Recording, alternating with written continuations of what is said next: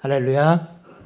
네, 오늘도 함께 수요 기도회로 예배드리는 우리 귀한 성도님들에게 하나님의 사랑과 은혜가 충만하시기를 바랍니다. 우리 옆에 사람에게 이렇게 인사하면 좋을 것 같습니다. 더운 여름 참 고생하십니다. 네, 힘내십시오. 대구에 온 지가 꽤 된 것 같은데 올해가 정말 많이 좀 더운 것 같아요. 저만 그런 거 아니죠?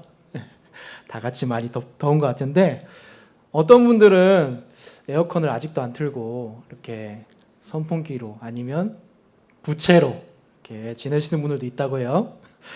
그런 분들은 정말 대단하신 분인 것 같아요. 진정한 대구인이신 것 같아요. 어찌됐든 우리나라도 이제 동남아처럼 조금 이렇게 갑작스럽게 비도 오기도 하고 또 날씨가 정말 무더운 것 같은데 건강관리에 더 유의하시면 좋겠습니다. 특별히 교구분들 보시니까 교구에 우리 많은 분들 보시니까 농막 이렇게 나가시는 분들이 많은데 더위에 특히 조심하셔야 될 것 같습니다. 오늘도 비가 많이 왔지만 참 많이 습해서 더 많이 더운 것 같은데요. 그러니까 날씨가 더우면 주로 이런 말을 많이 하죠. 진짜 덥다. 그리고 또 대구말로 표현하자면 디다. 디네. 막 이렇게 많이 표현하기도 하는데 또 어떤 날에는 정말 죽겠다. 너무 힘들다. 이렇게 표현하기도 합니다. 그래서 어떤 분은 죽겠다라고 얘기하면 안 되지. 살겠다라고 이야기해야지라고 하는데 그게 안 되죠. 그런데 제가 언젠가 이렇게 더운 여름날에 운전을 하면서 가고 있는데 기독교 방송에서 아나운서분이 이런 말을 하더라고요. 무더운 날씨가 이렇게 지속되다 보면 우리가 죽겠다 이런 표현들을 많이 하는데 그런 좀 부정적인 말을 하는 것보다는 이런 말을 하면 참 좋겠다라고 이렇게 이야기를 하더라고요. 뭐라고 얘기하냐면 죽겠다고 하지 말고 죽게 있다라고 이렇게 하면 좋겠습니다. 라고 이렇게 아주 센스 있게 이렇게 기독교 방송 아나운서가 만들었는데 우리 옆에 사람에게 한번 이렇게 고백하면 좋을 것 같습니다. 무더운 여름이지만 죽게 있습니다. 네, 감사합니다. 우리 성도님들 혹시 동요 좋아하시나요? 동요? 지금은 이제 우리 아이들이 뭐 유튜브나 또 여러 가지 영상 매체를 통하여서 아이들이 많은 다른 만화 주제가라 이런 것들을 많이 부르고 있는데 저 어릴 때만 해도 이제 동요를 참 많이 불렀던 기억이 있습니다. 동요에는 우리 아이들의 어떠한 감정과 또 마음을 담은 그런 노래들이 있어서 그런지 아이들의 어떤 정서적인 발달과 또 많은 부분에 있어서 좋은 영향을 미치고 있다고 합니다. 그래서 어릴 적에는 부모님이 정말 이 동요를 많이 불러주시고 또 학교나 또 친구들과 이렇게 동요를 많이 불렀던 기억이 있는데요. 자주 불러서 그런지 지금도 이렇게 동요가 나오면 그 가사가 생각날 정도로 참 많은 동요들이 생각날 때가 있습니다. 그런데 여러 동요들이 참 많이 있지만 그 중에 우리가 국민 동요라고 할 만큼 하는 그 동요가 하나 있는데 멜로디만 들어도 아실 것 같아요. 제가 한번 불러볼게요. 그대로 멈춰라. 이런 동요 아시나요? 네. 이 동요는 들어보면 아시겠지만은 이 동요를 듣자마자 아이들이 막 신나게 춤을 추는 그런 동요 중에 하나라고 생각이 됩니다. 그래서 막 흥을 돋게 만들어서 아이들의 어떤 정서나 또 어떤 성장에도 참 동요가 이 동요지 않을까 생각하는데 이 동요를 불러보면 아시겠지만은 신나고 막 즐겁게 춤을 추는데 갑자기 그대로 멈춰라 라고 하는 이 가사가 있는 것을 볼 수가 있습니다. 아이를 키워보신 분이라면 또 손녀나 손자를 이렇게 케어해 보신 분이라면 아시겠지만은 이 중간에 막 춤을 추고 있는 아이에게 뭔가 활동을 하고 있는 아이에게 그대로 멈춰라 라고 하는 제안이 얼마나 어려운지 다 아실 것입니다. 그래서 너무 신나게 이 춤을 추는지 몰라도 우리 아이들이 꼭 춤을 추다가 멈춰라고 하는 가사에 멈추지 못하고 막 계속 추는 아이도 있고, 또 어떤 아이들은 막 춤을 추다가 흥을 주체하지 못하고 넘어지는 친구도 있는 것 같습니다. 제가 왜 이야기를 하냐면, 멈춰야 될 때 멈춘다는 게 참 쉽지 않은 우리 아이들의 모습을 보면서 우리 인생의 모습도 참 그런 것 같다라고 생각을 하게 되는 것이죠. 우리가 인생의 목적지를 향해서 앞으로 열심히 달려가고 있지만, 때로는 우리의 인생을 바라보게 될 때 멈춰야 될 때가 분명히 있다는 것이죠. 그런데 앞에서 이야기했듯이 그대로 멈춰라 라고 하는 이러한 경고에도 불구하고 때로 우리는 멈춰지지가 않고 그대로 계속해서 내달려 가고 있는 우리들의 모습들을 우리와 또 우리 주변에서 많이 살펴볼 수가 있다는 것이죠. 우리가 그렇게 멈추지 않고 또는 절제하지 않고 이렇게 계속해서 나아가는 사람들을 보게 되면 결국 그런 사람들은 어떠한 모습으로 나타나게 됩니까? 대개는 많은 죄악들을 저지르는 범죄자가 되거나 또 어떤 많은 사람들에게 피해를 주는 그런 사람들의 모습을 우리가 보게 되는 것이죠. 우리의 삶을 컨트롤하지 못하면 우리는 어떤 우리의 자신이나 많은 사람들에게 상처와 슬픔을 안길 수가 있다는 겁니다. 우리는 특별히 오늘 우리에게 주신 하나님의 말씀을 통하여서 우리 인생과 우리 인생의 믿음의 삶 속에서 멈춰야 할 때와 또 가야 할 때를 진정으로 깨닫는 그러한 시간이 되기를 원합니다. 오늘 우리가 읽은 이 신명기라고 하는 이 말씀은 둘째 율법이다 라고 그렇게 원어에서 이야기하기도 하는데요. 율법에 대한 부분들을 다시 한번 이렇게 강조하면서도 이스라엘 백성들이 하나님의 말씀을 진정으로 깨닫고 그 뜻대로 살아가기를 바라는 이 모세의 간절한 요청을 담고 있는 말씀이 신명기의 말씀입니다. 이 모세는 이스라엘의 광야 여정들을 회고하면서 이 이스라엘 백성들이 하나님의 말씀을 듣고 순종해야 한다는 것을 다시 한번 재강조하고 있는데, 본문 오늘 10장 말씀을 보게 되면 하나님께서 이 모세에게 깨어진 돌판을 이제 뒤로 하고 다시금 두 돌판을 가지고 올라와서 하나님께서 십계명을 새겨주시는 그 장면들을 이제 여기에서 시작을 하고 있습니다. 이스라엘 백성들은 하나님의 은혜로 선민으로서 우리가 택함을 받고 은혜 가운데 살아갔지만 여러 번 실패와 좌절을 맛보게 되는 것을 우리가 보게 됩니다. 그리고 이어 실패를 할 때마다 자신들이 어떻게 봉합해야 될지도 모르는 채 심각한 그런 위기들을 많이 맞이하는 것을 우리가 앞에서 보게 됩니다. 그렇다면 어떻게 하나님께 이렇게 선택받아온 이스라엘 백성들이 이렇게 자주 혹은 여러 번 이렇게 지금 믿음의 삶들이 무너지는 모습들을 보이게 되는 것일까요? 오늘 모세는 하나님을 떠나서 실패로 무너지게 된 이 이스라엘 백성들에게 다시 한번 이 믿음의 자리로 돌아올 수 있도록 지금 권면의 말을 전해주고 있습니다.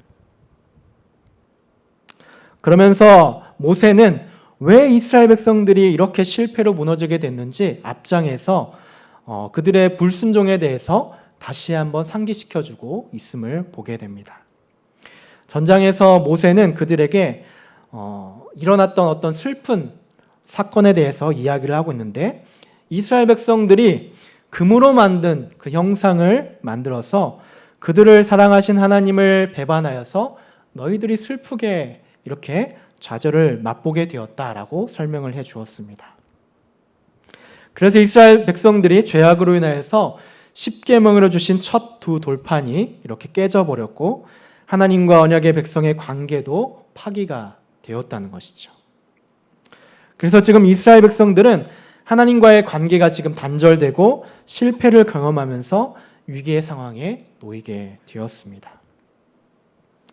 하지만 그럼에도 불구하고 하나님께서는 지금 금송아지 사건으로 깨져버린 이 언약의 관계를 다시 회복시켜 주시려고 오늘 본문에 다시금 두 돌판을 다듬어서 산으로 올라가 모세에게 언약의 말씀을 허락해 주고 있는 것이죠.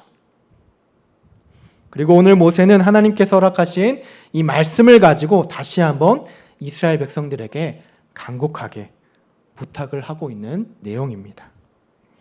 그러면서 하나님께서 진정으로 우리 이스라엘 백성들에게, 우리 믿음의 성도들에게 요구하시는 것이 무엇인지에 대해서 오늘 우리에게 설명을 하고 있는 것이죠.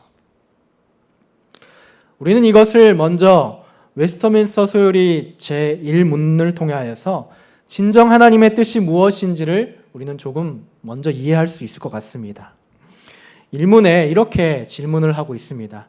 사람의 제일 되는 목적이 무엇입니까? 라고 이렇게 질문하고 있는데 우리는 그 답을 잘 이해하고 있습니다. 하나님을 영화롭게 하는 것과 그를 영원토록 즐거워하는 것입니다. 라고 이렇게 답을 하고 있습니다. 우리 창세기 2장 말씀을 보게 되면 인간은 하나님께서 지으신 피조물로서 흙으로 우리를 빚으셨지만 다른 피조물과는 다르게 우리가 생기를 불어넣으시고 생명이 되었다라고 이렇게 기록해주고 있습니다. 또 창세기 1장을 보게 되면 하나님은 자기의 형상, 곧 하나님의 형상대로 우리를 창조하셨다라고 기록해주고 있는 것이죠. 그렇다는 것은 우리 인간이 무엇보다도 하나님의 형상으로 또 하나님께 속해 있기 때문에 하나님을 영화롭게 하고 하나님을 영원토록 즐겁게 하고 그분만을 높이는 일을 해야 함이 마땅하다는 것을 우리는 알고 있는 것이죠. 그런데 이스라엘 백성들의 모습이 어떠했습니까? 하나님과의 관계를 지금 단절시키고 죄악의 길을 지금 계속해서 반복해 나가고 있었다는 것이죠. 그래서 모세는 오늘 이스라엘 백성들에게 하나님이 우리에게 진정으로 요구하시는 것, 곧 원하시는 일이 무엇인지를 우리에게 설명해 주고 있는 것이죠.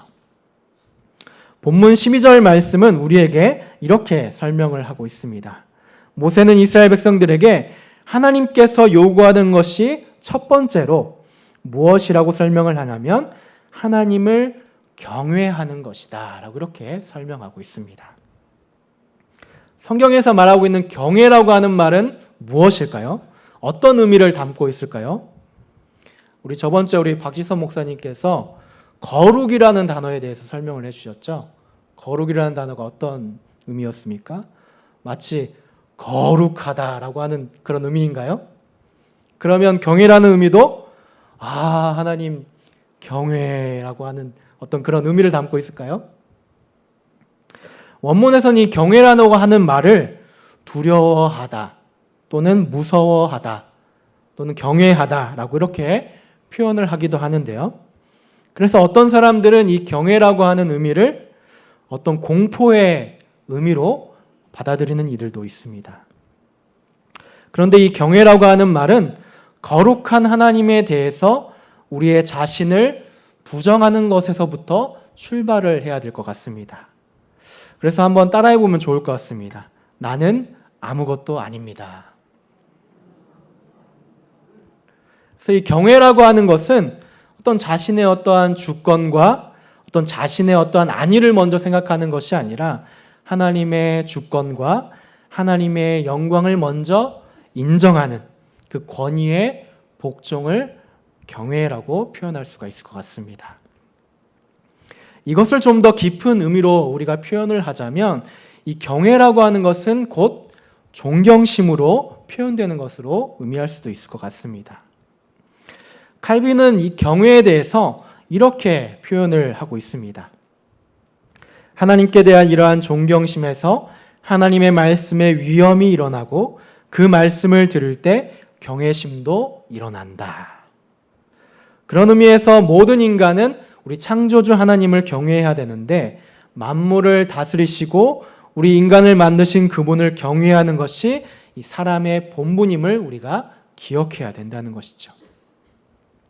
잠언 1장 7절 말씀에서는 여호와를 경외하는 것이 지식의 근본이다라고 이렇게 설명을 하고 있습니다. 또 잠언 19장 23절 말씀에서는 여호와를 경외하는 것은 사람으로 생명에 이르게 하는 것이라. 경외하는 자는 족하게 지내고 재앙을 당하지 아니하느니라 라고 기록해주고 있습니다. 그런데 앞전에 설명했듯이 이 대부분의 일반 사람들은 경외라고 하는 표현들이 일반 사람들에게 다가왔을 때에는 그 말이 생소하기도 하고 또 이것을 받아들일 때 긍정적인 어떤 의미보다는 어떤 부정적인 의미로 다가올 때가 많이 있다는 것이죠. 왜냐하면 이 경외라는 의미를 그들이 받아들이게 될 때 어떤 손해를 자신이 봐야 되거나 또 자신을 낮추면서까지 어떤 다른 대상을 이렇게 높여야 되는 것이 경외다라고 생각하기 때문입니다. 그래서 이 세상이 추구하는 자신의 어떠한 만족과 자기 자신을 좀 더 PR하고 있는 이 세상의 사람들에게는 경외라고 하는 이 표현 자체가 부정적인 이미지로 우리에게 다가올 수가 있다는 것이죠. 그래서 많은 이 세상의 사람들은 하나님을 경외하고 신뢰하는 의미를 그들이 받아들이는 것이 아니라 오히려 더 자신을 믿고 더 자신을 신뢰하는 어떤 인간 중심적인 사고로 이렇게 삶을 추구하면서 살아간다라고 이야기를 하고 있습니다. 그렇다 보니까 세상이 좀 더 발전해 갈수록 인본주의와 또 합리주의적인 사상이 우리 안에 지금 가만히 침투해 가고 있다는 것이죠. 그래서 이 세상의 모습을 보면 어떻습니까? 좀 더 합리적인 생각, 좀 더 철학적인 생각, 그와 관련된 많은 서적들과 많은 논문들이 우리 이 시대를 살아가도록 만들고 있는 증거가 된다는 것이죠. 그리고 그것이 그들이 추구하는 삶의 방향으로 흘러가고 있다는 것을 우리가 보게 됩니다. 그러나 우리는 이것을 경계해야 된다는 것이죠. 이것은 바로 이스라엘 백성들이 하나님 없이 살아가도록 하나님과 단절됐던 그 모습이었음을 우리가 기억하게 된다는 것이죠. 이스라엘 백성들이 지도자 모세가 처음 십계명을 받으러 올라갔을 때 어떻게 했습니까? 그들의 불안한 마음을 달래보고자 그들 안에서 지금 합리적인 생각들을 이끌어냈다는 것이죠. 자신들을 위한 이 금송아지를 만들면 좀 더 그 불안한 마음이 해소될까 싶어서 그것을 만들고 그것이 마치 하나님처럼 떠받들게 되었다는 것이죠. 그러나 그들이 만든 것은 어떤 것이었습니까? 하나님이 제일 싫어하시는 우상이 되어 버렸다는 것이죠. 그렇다면 하나님을 믿는 이 이스라엘 백성들이 왜 이런 일들을 그들이 이렇게 행하게 되었습니까? 그것은 우리 자신의 삶의 기준을 하나님 뜻에 하나님으로 맞추는 것이 아니라 삶의 기준을 나 자신으로 삼았기 때문에 이러한 일들이 일어나게 되었다는 것이죠. 지도자의 훈계와 말씀을 깨닫지 못하고 또 제대로 듣지 못하고 합리적인 생각 또 합리적인 계획을 그들 안에 세우고 진행을 했다는 것이죠. 그렇다 보니까 자신만의 우상들이 세워지게 됨을 보게 됩니다. 그래서 오늘 모세는 다시 한번 하나님께서 요구하시는 것은 그런 것이 아니라 정말 너희들이 먼저는 여호와를 경외해야 된다라고 이렇게 권면의 말을 전하고 있는 것이죠. 사랑하는 우리 성도 여러분, 이스라엘 모습을 보면서 우리의 모습을 한번 생각해 보면 좋겠습니다. 우리도 여전히 죄를 짓고 또 때로는 죄에 무감각하게 되어서 자기 중심적으로 살아갈 때가 있다는 것이죠. 또 어떤 때에는 이 시대의 풍조를 따라가게 되어서 하나님이 원하시는 일을 하지 않을 때가 있다는 것이죠. 그렇게 되면 어떻게 됩니까?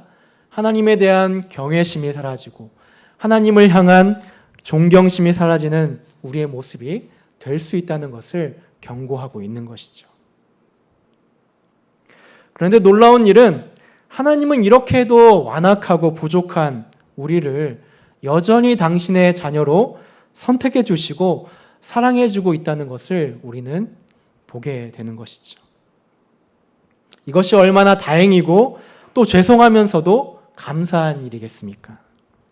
비록 하나님과의 관계를 깨뜨렸던 이스라엘 백성들의 모습이었지만 하나님께서는 이스라엘 백성들을 버리지 아니하시고 다시 회복의 기회를 허락해 주시고 계신다는 것이죠.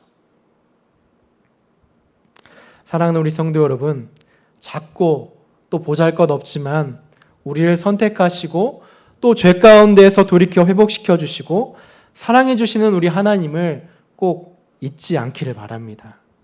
우리 삶에서 좀 더 경외와 존경하는 마음을 품는 우리의 성도의 모습이 우리의 마음이 되었으면 좋겠습니다. 그리고 다시 한번 우리 마음속에, 우리의 삶 속에서 하나님과의 관계를 깨뜨려 버리는 그러한 죄악들은 없는지 우리의 삶을 들여다볼 수 있는 지혜가 있으시기를 바랍니다. 모세는 하나님께서 이스라엘 백성들에게 요구하시는 것 두 번째로 하나님의 도를 행하는 것을 우리에게 권면의 말을 전하고 있습니다. 여호와를 경외하는 것과 동시에 우리에게 요구되는 것은 바로 하나님의 도인 율법을 준행하는 것이죠. 세상에 있는 어떤 이들은 모든 종교 속에 하나님이 계시다라고 이렇게 말을 하고 있습니다. 그래서 다른 종교도 인정해야 되는 거 아닙니까? 라고 이렇게 말하기도 한다는 것이죠. 이것이 매우 합리적인 제안으로 보일지 모르겠지만 참된 길은 바로 하나밖에 없음을 우리는 기억해야 된다는 것이죠. 오직 예수 그리스도를 믿는 믿음을 통해서만 우리는 그 길을 걸어갈 수 있다는 것입니다. 신명기 10장 12절 말씀에는 하나님의 도를 행하는 자세에 대해서 잘 설명해 주고 있는데 모든 도를 행하고 그를 사랑하며 마음을 다하고 뜻을 다하여 내 하나님 여호와를 섬기라 라고 이야기하고 있습니다. 이것을 다른 말로 표현하자면 우리 삶의 모든 것들이 하나님의 거룩하신 뜻에 맞추어서 행동을 해야 한다는 것을 우리에게 가르쳐주고 있는 것이죠. 그 뜻은 무엇일까요? 먼저는 우리가 온 정성과 마음을 다하는 예배로 우리의 마음을 다하는 것이고 또 성경 말씀에 비추어서 우리의 삶에서 하나님의 뜻을, 하나님의 도를 행하며 살아가는 것이 우리에게 필요하다는 것이죠. 그것이 바로 하나님을 사랑하고 하나님을 섬기는 자에게 주어진 최선의 방법, 최상의 방법인 것을 우리에게 가르쳐 주고 있습니다.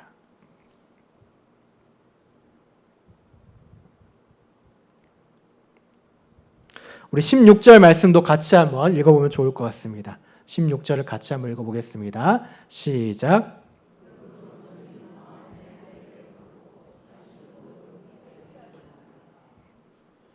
그래서 모세는 이스라엘 백성들에게 죄에서 돌이켜 하나님을 경외하기 위해서 너희가 마음에 할례를 행하고 다시는 목을 곧게 하지 말라라고 이야기하고 있습니다. 하나님의 도를 행하기 위해서 우리 마음의 할례, 그러니까 우리 죄악을 늘 끊임없이 돌아보고 교만과 악에서 떠나서 하나님의 성도로서 올바른 삶을 살아가는 것이 필요하다는 것을 설명해 주고 있는 것이죠. 다시 말해서 우리는 하나님을 향해서 무감각했던 우리의 지난 삶에서 돌이켜야 된다는 것을 지금 다시 한번 강조하고 있는 것이죠. 우리 안에 내재되어 있는 우리의 교만과 죄악된 마음, 허탄한 생각들을 돌이켜서 하나님의 법에 굴복시키는 그런 믿음의 자세를 보여야 되는데 목을 곧게 하지 않는 겸손과 복종의 마음이 우리에게 요구되고 있다는 것입니다. 또한 모세는 하나님께서 요구하신 것에 대해서 세 번째로 하나님을 사랑하고 이웃을 사랑하라고 권면의 말을 전하고 있습니다. 우리 15절 말씀을 같이 한번 읽어볼까요? 15절 시작.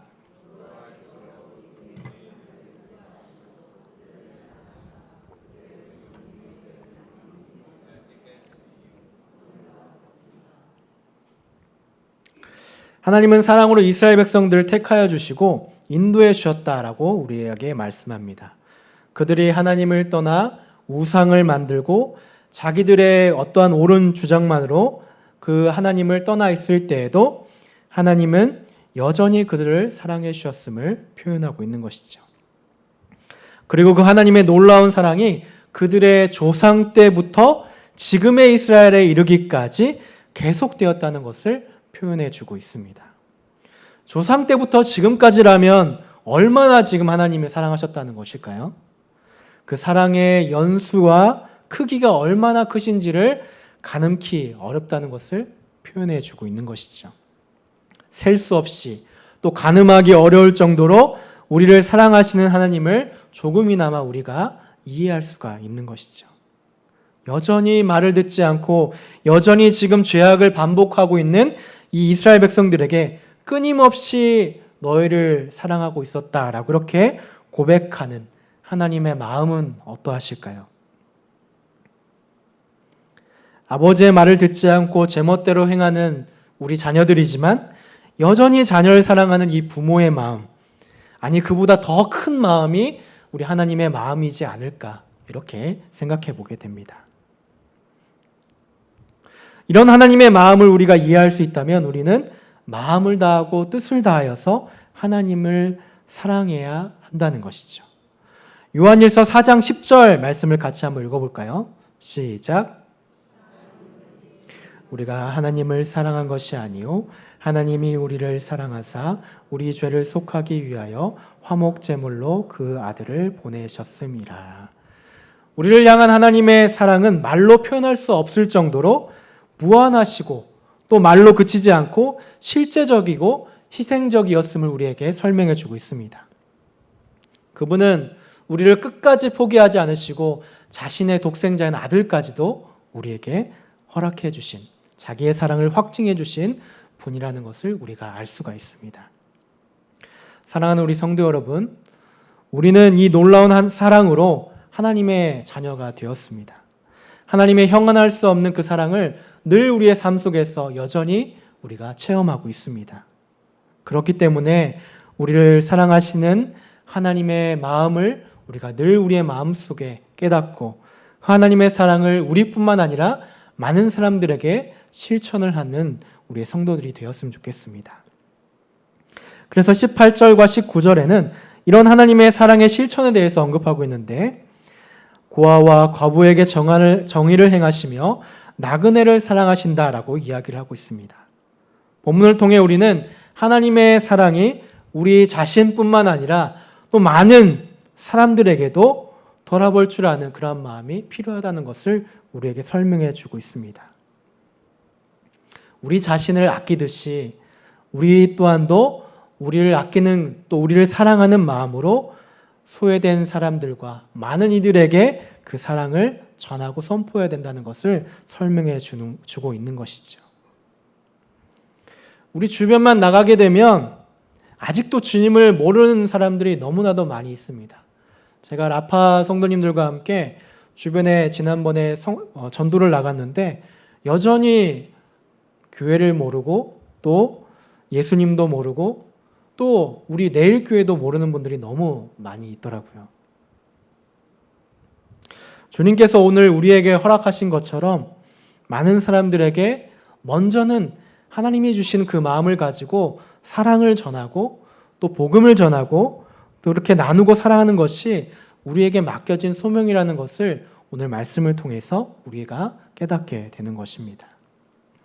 그래서 요한일서 3장 18절 말씀은 자녀들아 우리가 말과 혀로만 사랑하지 말고 행함과 진실함으로 하자라고 그렇게 권면해 주고 있습니다. 우리는 그러므로 사랑하는 일에 항상 동참하는 우리의 모습이 되었으면 좋겠습니다. 칼빈은 기독교 강요에서 이렇게 우리에게 이야기합니다. 우리는 우리에 대한 사람들의 악의를 생각하지 않고 그들 안에 있는 하나님의 형상을 주시하여야 한다. 하나님의 형상은 그들의 허물을 감추어주고 제거하며 그 아름다움과 위엄으로 우리의 사랑의 품 안에 그들을 품도록 한다라고 말을 하고 있습니다. 우리는 종종 하나님의 형상을 입은 사람으로서 서로에게 사랑을 행하지 않고 다른 목적을 가지면서 만남의 교제를 할 때가 있습니다. 오히려 어떤 때에는 시기하기도 하고 질투하기도 하는 우리의 모습을 볼 때가 있는 것이죠. 그러나 오늘 칼빈이 요청하듯이 그 안에 있는 하나님의 형상을 주시하고 그들이 하나님의 사랑 안에 품어질 수 있도록 주님의 사랑으로 그들을 품는 성도의 모습이 우리에게 필요하다는 것을 권면해 주고 있는 것입니다. 그것이 바로 오늘 하나님이 우리에게 요구하시는 하나님을 사랑하고 이웃을 사랑하는 권면의 말씀임을 기억하시기 바랍니다. 말씀을 맺겠습니다. 우리는 오늘 나눌 말씀을 통하여서 하나님이 우리에게 요구하시는 것이 무엇인지 짧게나마 함께 살펴보았습니다. 그것은 바로 하나님을 경외하는 것이고 또 하나님의 도를 행하면서 많은 사람들에게 사랑을 행하고 또 이웃을 사랑하는 일이라는 것을 우리가 짧게나마 배웠습니다. 이 모세를 통한 하나님의 권면을 통하여서 우리는 우리가 사는 삶의 목적을 다시 한번 재점검할 수 있는 우리의 모습이 되었으면 좋겠습니다. 그래서 하나님을 영화롭게 하는 것과 그를 영원토록 즐거워하는 일에 우리가 삶의 목적을 두며 살아가는 성도의 모습이 되었으면 좋겠습니다. 가장 중요한 것은 우리가 삶을 살아가고 있는 삶의 자리에서 하나님의 삶을 어떻게 우리가 이루어갈까? 그것을 한번 고민해 봤으면 좋겠습니다. 그것은 어렵지 않은 것 같습니다. 무엇보다도 하나님이 기뻐하시는 사람이 우리가 되었으면 좋겠습니다. 그리고 하나님을 영화롭게 하는 사람이 우리가 되었으면 좋겠습니다. 그것만 우리가 기억한다면 모세가 권면하는 그러한 말들을 또 모세가 정말 하나님께서 요구하시는 것을 권면했던 것처럼 우리가 하나님이 기뻐하는 자리에 있는 귀한 성도가 될 것입니다. 이것을 기억하면서 이번 한 주도 하나님께서 원하시는 것, 요구하시는 것을 위해서 살아가시는 우리 귀한 내일의 성도님들이 되시기를 주님의 이름으로 축복하고 기도합니다.